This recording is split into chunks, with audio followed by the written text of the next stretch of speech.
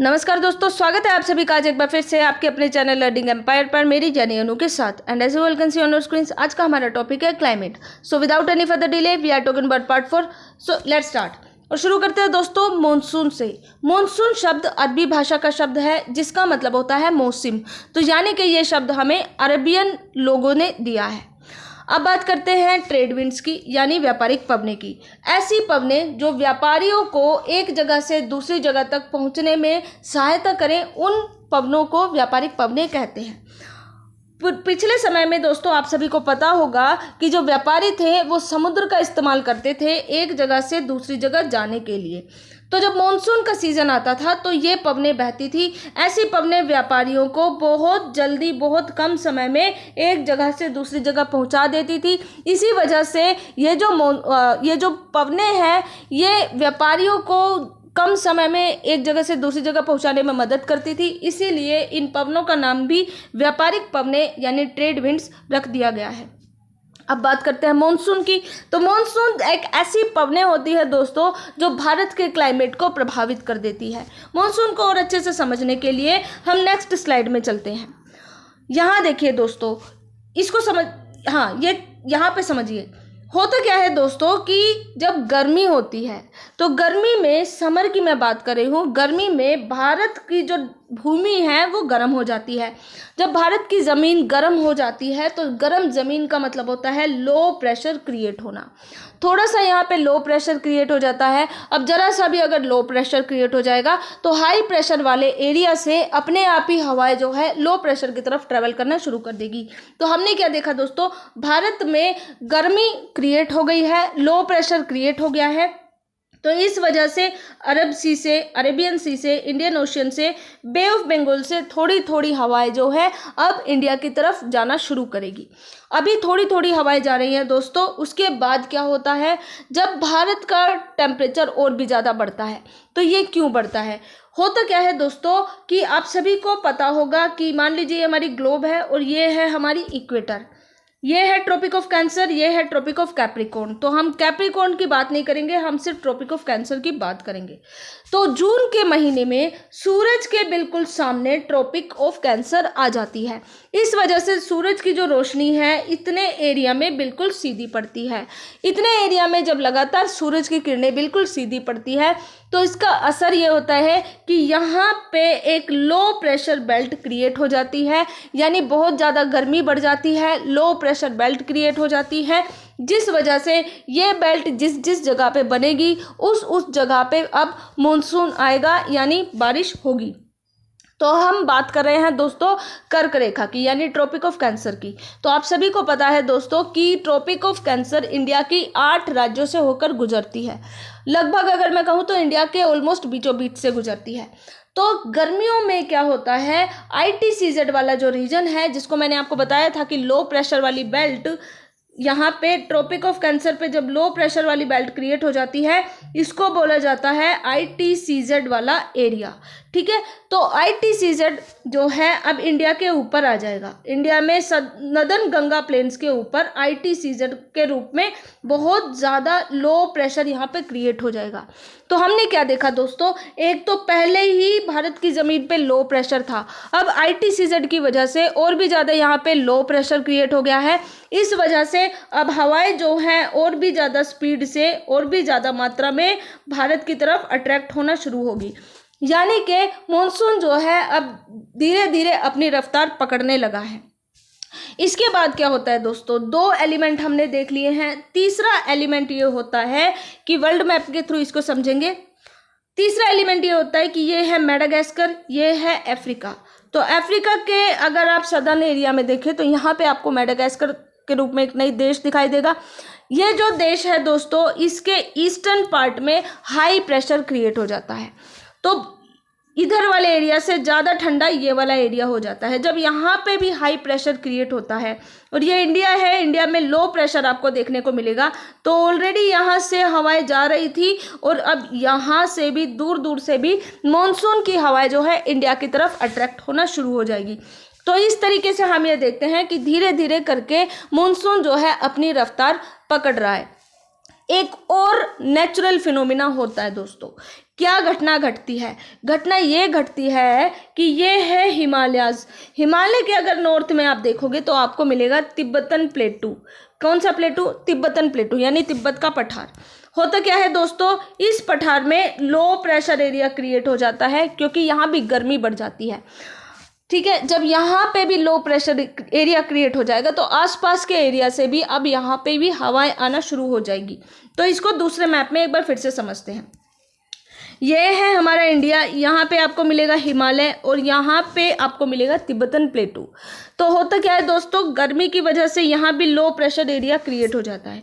जब यहाँ पे लो प्रेशर एरिया क्रिएट होगा तो ऊपर से यानी नदर्न एरिया से सारी तरफ से जो है इस तिब्बतन प्लेटू की तरफ हवाएं आना अट्रैक्ट हो जाएगी। हवाएं जो है तिब्बतन प्लेटू पे जाएंगी और कुछ हवाएं जो है हिमालय के नॉर्थ को पार करते हुए इंडिया में एंट्री करेगी।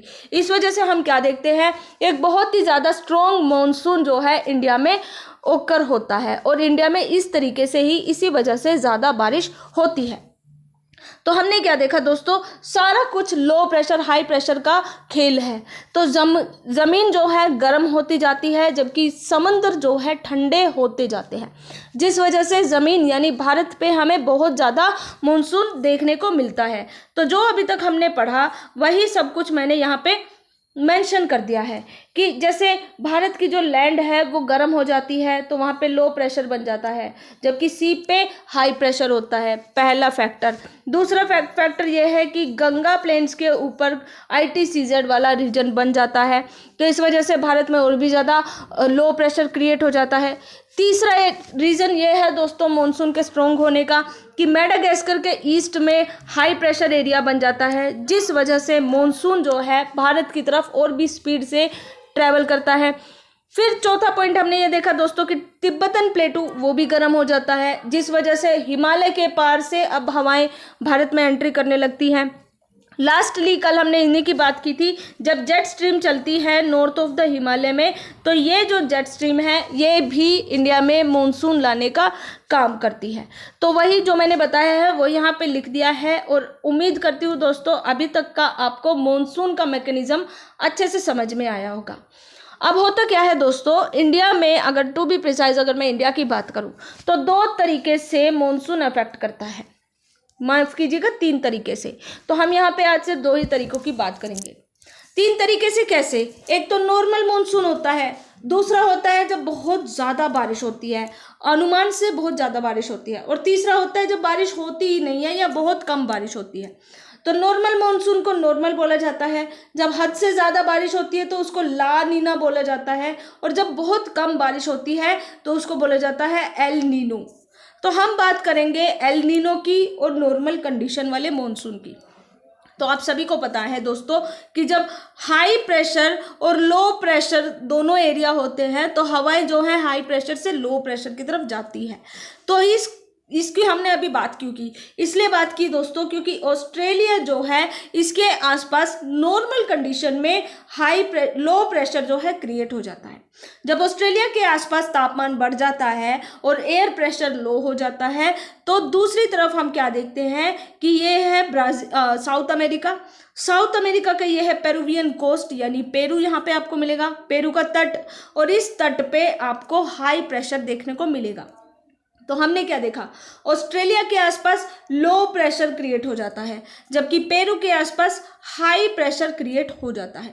तो हवाएं क्या है, हाई प्रेशर से लो प्रेशर की तरफ जाती है। अब जब हवाएं हाई प्रेशर से लो प्रेशर की तरफ जाएगी तो ये हवाएं क्या करेंगी, ऑस्ट्रेलिया के ऊपर बारिश करेगी।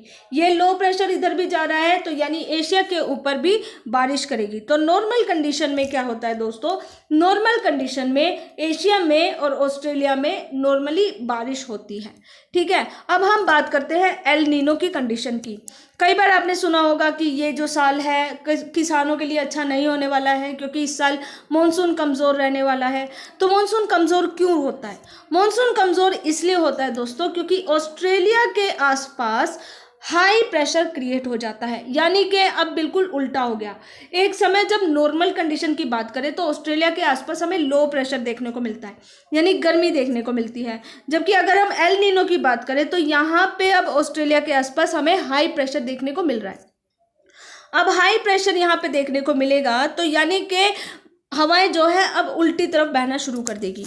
ऑस्ट्रेलिया के आसपास आपको हाई प्रेशर देखने को मिलेगा, जबकि पेरू के तट पर, पेरुवियन कोस्ट पे आपको लो प्रेशर देखने को मिलेगा। अब होता क्या है, अब बिल्कुल उल्टा मैकेनिज्म यहाँ पे शुरू हो जाएगा। हवाएं उल्टी तरफ बहना शुरू कर देगी, यानी कि पेरू की तरफ बहना शुरू कर देगी। साउथ अमेरिका में जब हवाएं जाएंगी तो वहाँ पे बहुत सारी बारिश कर देगी। तो एल नीनो की सिचुएशन में हम ये देखते हैं कि अमेरिका में बाढ़ आती है, भयंकर बाढ़ आती है, जबकि ऑस्ट्रेलिया में और पूरे के पूरे एशिया की अगर मैं बात करूँ, इंडिया की अगर मैं बात करूँ, एल नीनो की कंडीशन में इंडिया में बारिश बहुत कम होती है, ऑस्ट्रेलिया में बारिश बहुत कम होती है। इंडिया और ऑस्ट्रेलिया में सूखा पड़ता है, जबकि साउथ अमेरिका में आपको भारी बाढ़ देखने को मिलेगी। तो ये था दोस्तों एल नीनो का फिनोमिना। सारा का सारा काम जो है ये सब लो प्रेशर और हाई प्रेशर के ऊपर डिपेंड करता है। तो सदर्न ऑसिलेशन किसको कहते हैं? ऑसिलेशन अभी हमने समझा दोस्तों, ऑसिलेशन होता है कि जब हवाएं जो है बिल्कुल अपना रुख बदल ले तो उसको बोला जाता है ऑसिलेशन। आप इस तरीके से देख रहे होंगे दोस्तों कि जब हवाएं अपने नॉर्मल रूट को छोड़कर दोस्तों उल्टा बहने लगती हैं तो इसी को बोलते हैं सदर्न ऑसिलेशन। ठीक है, तो अब हम बात करते हैं southern oscillation and El Nino की।